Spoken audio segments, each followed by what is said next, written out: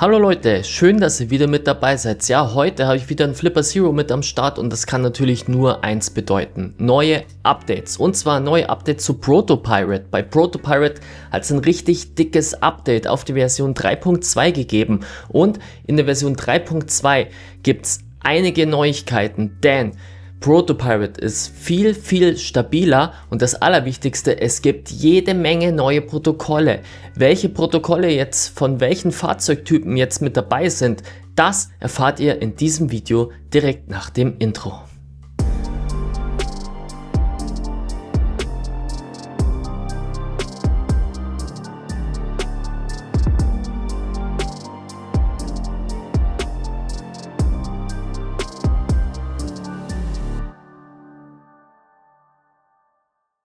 Ja, wie schon gesagt, ganz viele tolle Neuigkeiten rund um ProtoPirate und insbesondere ist das Wichtigste für euch hier, welche neuen Protokolle sind jetzt bei ProtoPirate dabei.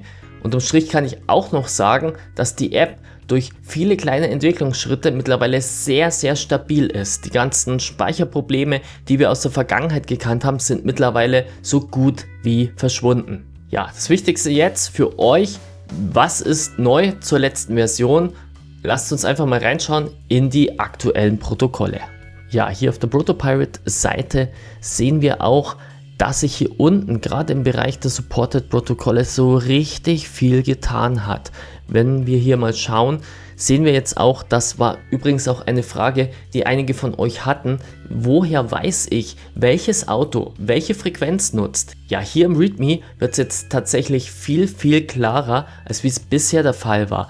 Denn wir haben hier einmal eine Unterscheidung zwischen AM und FM und je Autoprotokoll sehen wir hier auch die entsprechend genutzte Frequenz. Teilweise natürlich 315 ist die amerikanische Frequenz und 43392 wäre hier in Europa die Frequenz. Aber wenn wir mal schauen, was hier dazugekommen ist, ich habe hier nebenbei mal, ich kann es euch hier nochmal ganz klein mit einblenden, auch den Vergleich vom letzten Video, wo wir gesagt haben, das sind wieder neue Protokolle hinzugekommen, aber diesmal das Update, wie gesagt, wirklich groß. Wir haben hier Chrysler dabei. Bei Fiat hatten wir letztes Mal nur die V0, wir haben jetzt Fiat V1, Fiat V2. V2 muss man natürlich sagen, hier noch nicht in der Emulation mit dabei, aber zumindest Fiat V1. Wenn wir dann mal schauen, bei Ford haben wir Ford V0 gehabt, jetzt haben wir auch Ford V3 dabei, wir haben Honda neu, Kia haben wir V1, da ist ein Teil hier nicht verloren gegangen, das ist im FM-Protokoll, einfach nicht, dass viele denken jetzt hier, oh, Kia, sind hier Haufen Protokolle rausgefallen. Nein, die sind hier nochmal klargestellt worden im FM-Bereich. Wir haben ganz neu dabei Mazda. Dann Porsche Touareg hatten wir letztes Mal ganz neu gehabt, da immer noch ohne Emulation. Peugeot auch jetzt erstmals dabei, haben wir hier Renault, ja, Starline, Subaru, Volkswagen und Volkswagen werden wir gleich auch nochmal im Live-Test schauen, einfach damit ihr auch nochmal ein Gefühl bekommt, wie steht ProtoPirate momentan da. Ja, wechseln wir mal zu den FM-Protokolle. Da habe ich ja auch schon gesagt, sind ein paar reingewandert und das Mega-Update bei Ford. Ford unterstützt jetzt auch noch Ford V1, V2 und V3. Ich hatte auch einen Kanalzuschauer, der hat gesagt, ich habe nur Ford V2, geht noch nicht, aber ich warte gerne. Jetzt ist die Zeit zum Testen, denn Ford V2 sollte jetzt auch mit der Emulation mittlerweile funktionieren. Ja, da haben wir Honda Static noch mit dabei, da eben die ganzen verschiedenen Kias. Kia geht nun auch bis Kia V7. Letztes Mal hatten wir V1, 2, 3, 4, 5, 6 und jetzt wie gesagt auch V7. Wir haben Honda V2, wir haben Mazda, Mitsubishi, ja, noch den Rest Peugeot und Shercan ohne Emulation. Da habe ich es auch vergessen zu sagen, Mitsubishi natürlich auch ohne Emulation, aber das meiste wirklich mega gut. Es ist wirklich ein mega lohnenswertes Update, weil wir hier wesentlich mehr Protokolle haben. Und wie gesagt, für alle, schaut in die README rein, da seht ihr auch wirklich, wo habt ihr AM, wo habt ihr FM und welche Frequenz wird hauptsächlich von den Fahrzeugtypen genutzt. Ja, auch unter der Haube gibt es einige Updates. Zu diesen Updates unter der Haube gehe ich in meinem Video exklusiv für Kanalmitglieder ein, wo ihr auch die fertige ProtoPirate 3.2 Version fertig kompiliert von mir auch runterladen könnt. Doch jetzt für alle schauen wir uns einfach mal live an, wie die ProtoPirate 3.2 sich so in der Praxis zeigt. Ja, wir starten mit der Live-Demo von ProtoPirate 3.2. Wir haben wieder den altbekannten VW-Schlüssel mit am Start und ich habe hier noch einen neuen Schlüssel, der ist ganz interessant. Das ist ein Multi-Key-Duplicator aus China. An dieser Stelle eine kurze Unterbrechung, sorry. Ja, wenn dir meine Videos gefallen und du meine Arbeit im Bereich IT-Security unterstützen willst, dann solltest du Kanalmitglied werden. Ja, mit einem kleinen monatlichen Beitrag hilfst du mir hier bereits schon, weiter Beiträge zur Schulung, zur Awareness und zur IT-Sicherheitsforschung zu produzieren.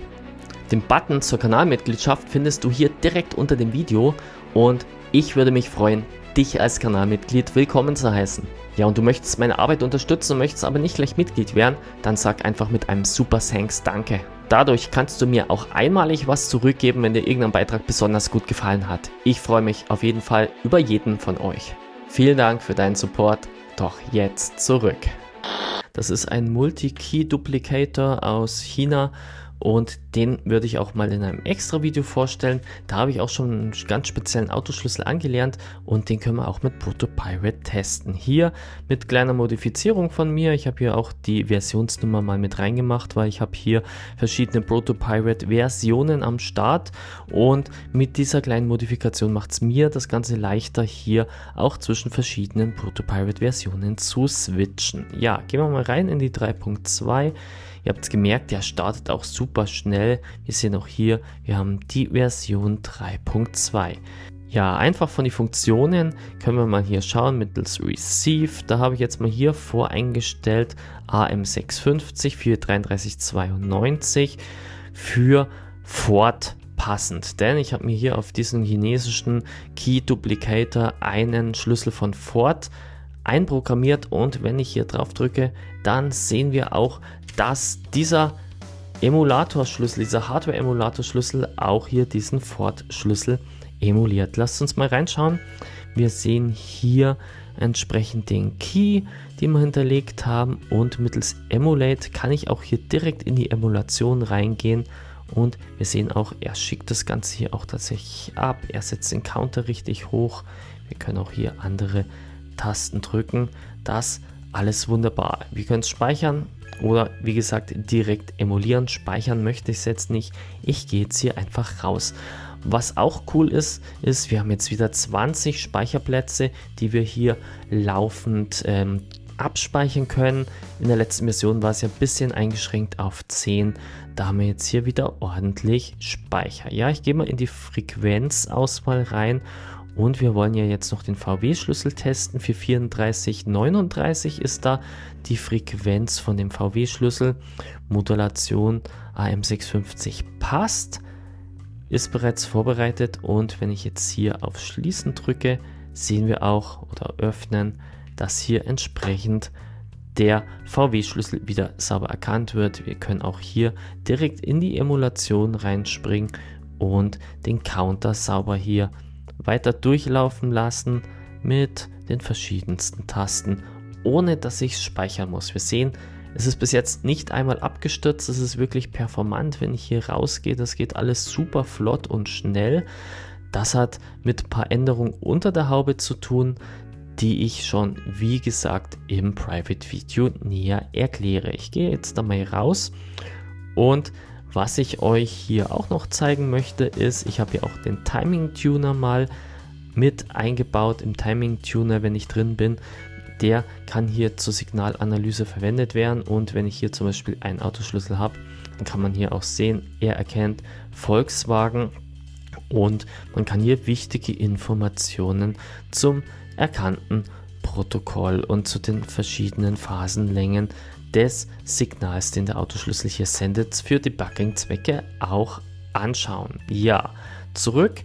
Schauen wir noch in die Subdecode-Funktion. Mittels Subdecode können wir ja hier auch verschiedene Vehikel dekodieren lassen.